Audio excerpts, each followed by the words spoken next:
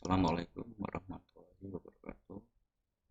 Perkenalkan, nama saya Ahmad Yahya dari Fakultas Hukum, Prodi Ilmu Hukum, semester 3 sore, NIM 1901121, Universitas Islam Darul Lamongan. Di sini saya akan membuat video pembelajaran dengan materi hukum adat pribadi, mata kuliah hukum adat, dosen pembimbing Bapak Zainul Hakim. Baik, pertama kali sebelumnya saya jelaskan dulu mengenai buku yang akan saya buat untuk video pembelajaran dari Dr. Yulia SHMH tentang hukum adat. Pertama kali saya akan menjelaskan mengenai pengertian tentang hukum adat.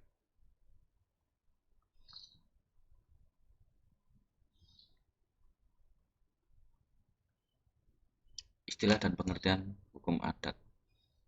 Istilah dan pengertian hukum adat. Istilah adat berasal dari bahasa Arab yang diterjemahkan dalam bahasa Indonesia bermakna kebiasaan. Adat atau kebiasaan adalah tingkah laku seseorang yang terus-menerus dilakukan dengan cara tertentu dan diikuti oleh masyarakat luar dalam waktu yang lama. Unsur-unsurnya adalah A. Adanya tingkah laku seseorang dilakukan terus-menerus, adanya dimensi waktu diikuti oleh orang lain. Adat istiadat menunjukkan bentuk sikap, tindakan atau perubahan manusia pada masyarakat hukum adat untuk mempertahankan adat istiadat yang berlaku di lingkungan wilayah. Adat istiadat terkadang dipertahankan karena kesadaran masyarakatnya, tetapi tidak jarang pula adat istiadat dipertahankan dengan sanksi atau akibat hukum sehingga menjadi hukum adat. Istilah dan pengertian hukum adat. Istilah hukum adat pertama kali diperkenalkan secara ilmiah oleh Snow Houdron dalam bukunya berjudul The Ajil. Menyebutkan istilah hukum adat adalah sebagai adat rits bahasa Belanda, yaitu memberikan nama pada suatu sistem pengendalian sosial atau social control yang hidup dalam masyarakat Indonesia. Istilah ini kemudian dikembangkan secara ilmiah oleh Van Vollenhoven yang dikenal sebagai pakar hukum adat di Hindia Belanda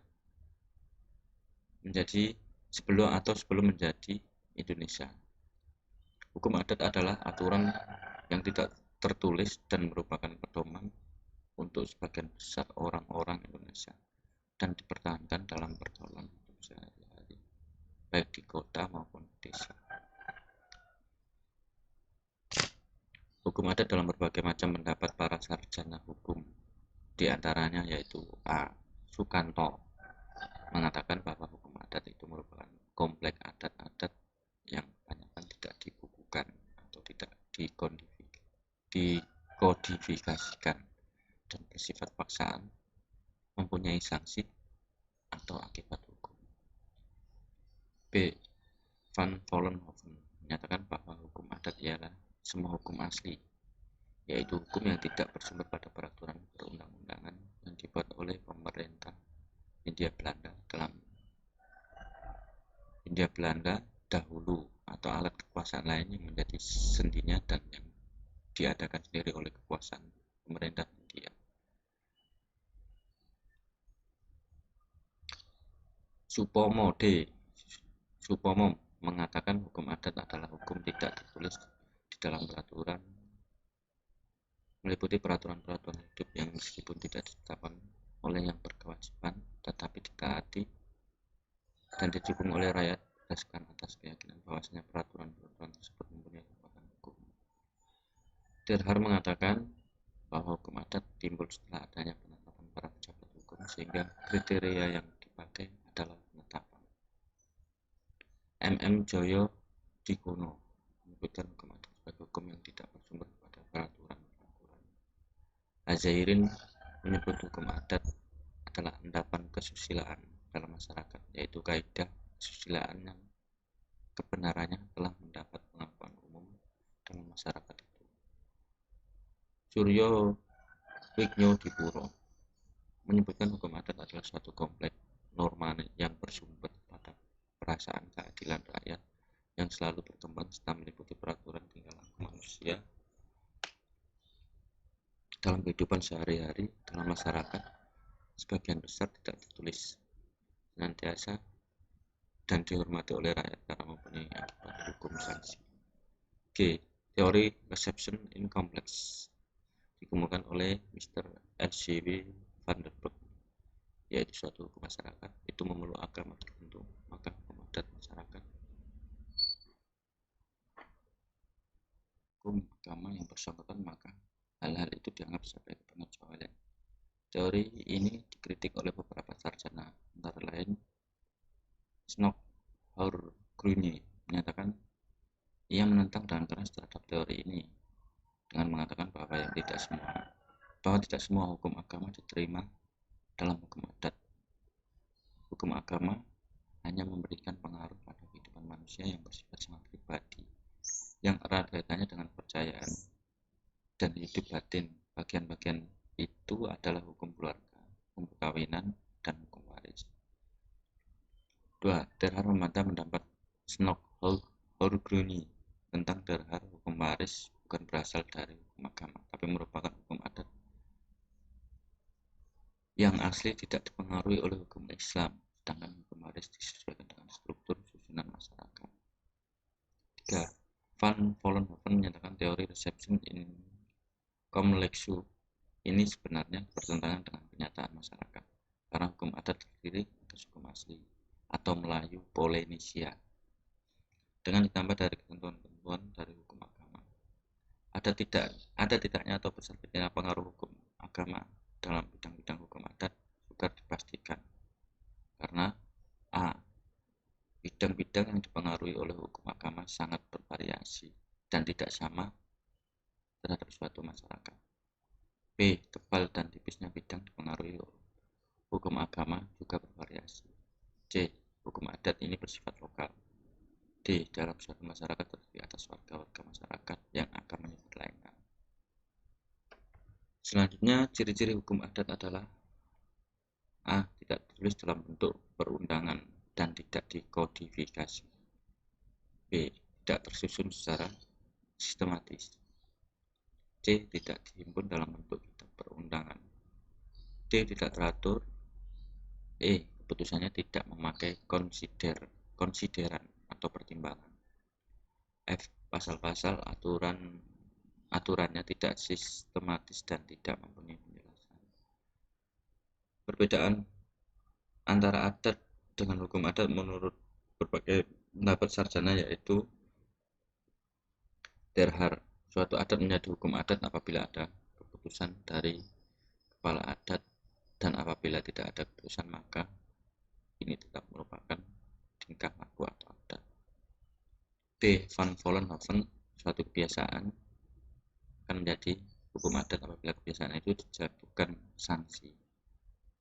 C. Van Cijk, perbedaan antara hukum adat dan dengan adat terletak pada sumber bentuknya.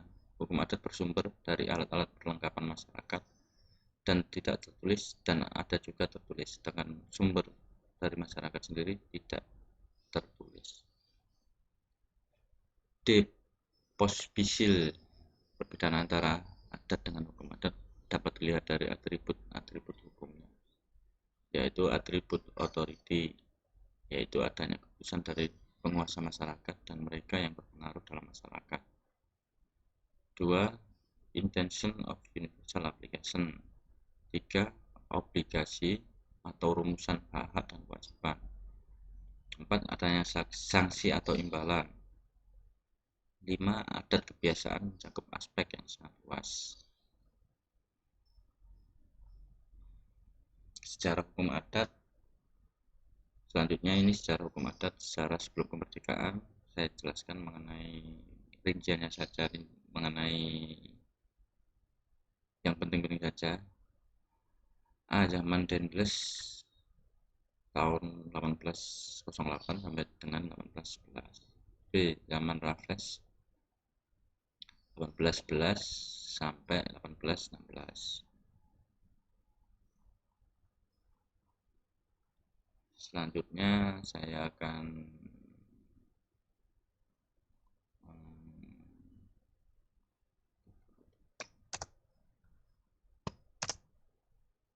mengenai materi kita yang inti, yaitu hukum adat pribadi. Subjek hukum adat pribadi. 1. Pribadi kodrat atau naturalized person sebagai subjek hukum.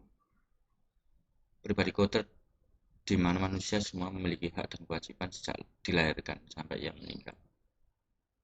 Kecuali seperti yang diatur dalam pasal 2 kitab hukum pidana, hukum perdata, yakni bahwa seseorang anak yang masih berada dalam kandungan ibunya mempunyai kepentingan ketentuan dianggap mempunyai hak dan kewajiban. Orang adalah subjek hukum, maka orang merupakan penanggung hak dan kewajiban dalam hukum, dan juga menanggung berbagai kekuatan hukum yang subjek yang dapat menimbulkan hak dan kewajiban tersebut. Subjek-subjek hukumnya adalah, sifat subjek hukum adalah: A. Mandiri karena mampu untuk bersikap tindak. B. Terlindung karena dianggap tidak mampu bersikap tindak. C. Perantara walaupun kemampuan penuh karena sikap tindak terbatas dan kepentingan pihak yang diwakilkan. Menurut Imam Sudiat, hak pribadi kodrat atas tanah terdiri dari hak milik, hak menikmati hasil, hak pakai, hak keuntungan jabatan, hak wewenang beli, dan hak wewenang pilih. Bagian tersebut didasarkan pada bentuk usaha dari tanah yang bersangkutan yang berkaitan erat dengan penguasaan dan pemilikan atasnya. Hak milik merupakan hak terkuat di antara hak-hak perorangan lainnya. Menurut Surjono Sukanto, hak atas tanah menurut hukum adat dapat dibedakan atas hak pribadi hukum, masyarakat, keluarga luas, kerabat atas tanah, hak pribadi kodrat atas tanah. Hak pribadi hukum atas tanah merupakan hak yang dimiliki masyarakat adat sebagai suatu kesatuan, sedangkan hak pribadi kodrati atas tanah dimiliki secara individual. 2. Pribadi hukum, rich person sebagai subjek hukum. Pribadi hukum merupakan ciptaan hukum. Keberadaan pribadi hukum tersebut karena tujuan di antara lain adalah A. Adanya suatu kebutuhan untuk memenuhi kepentingan tertentu atas dasar kegiatan yang dilakukan bersama. B. Adanya tujuan ideal yang perlu dicapai tanpa senantiasa tergantung pribadi-pribadi kodrat perseorangan. Pribadi hukum terdiri dari suatu kebutuhan, harta kekayaan, misalnya wakaf, kekayaan, dan lain sebagainya. B. Suatu bentuk susunan relasi, misalnya koperasi, PT, dan sebagainya. C. Status hukum, misalnya jabatan. Dalam hukum adat juga dikenal badan hukum sebagai subjek hukum. Di antaranya A. Desa, suku, nagari, famili, dan sebagainya. B. Perkumpulan yang mempunyai organisasi yang dinyatakan tegas dan rapi, seperti Mapalus di Minahasa, Makassar, Jula-Jula di Minangkabau, dan sebagainya. C. Badan hukum adat seperti Sekahan, Subak di Bali, dan sebagainya.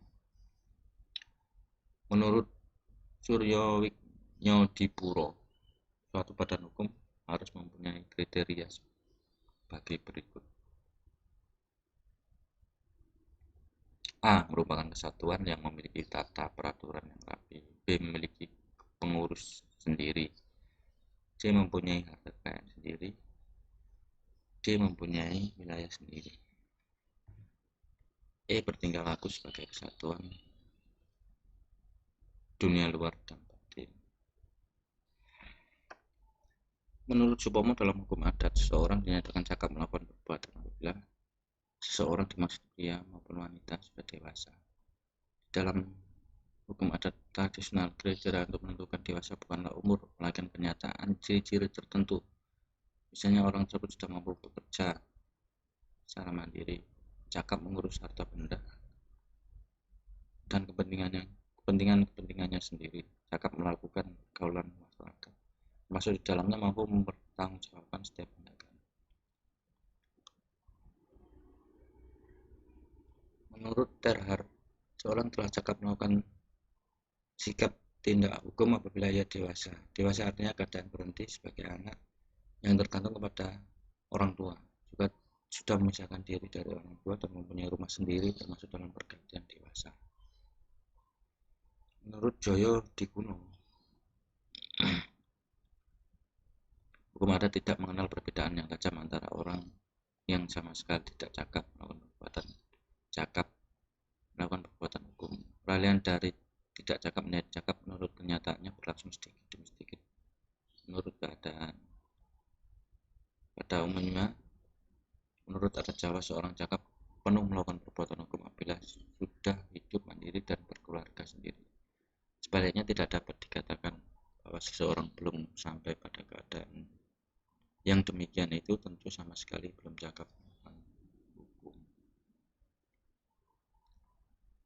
Subjek hukum berwenang melakukan setiap transaksi adat, yaitu subjek hukum mempunyai kewenangan untuk memindahkan hak-hak yang dimiliki pada subjek hukum lainnya.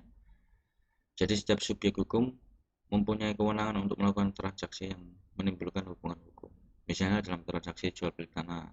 Adapun transaksi tanah meliputi pertama merupakan perbuatan hukum sepihak dan kedua merupakan perbuatan hukum dua pihak. Transaksi tanah yang bersifat perbuatan hukum sepihak adalah pendirian suatu desa, pembukaan tanah oleh seseorang warga persekutuan. Adapun contoh bersifat perbuatan hukum dua pihak adalah pengalihan ataupun penyerahan dengan disertai pembayaran kontan dari lain.